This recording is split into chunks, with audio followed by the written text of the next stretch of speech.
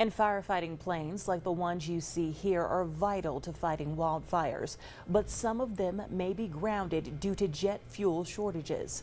A spokesperson for the National Interagency Fire Center in Boise says they have never seen anything like this. Airport officials, aviation companies, and jet fuel transport companies say the jet fuel supply chain shrank during the pandemic, and supply hasn't been able to rebuild fast enough to keep up with the reopening of the U.S. economy.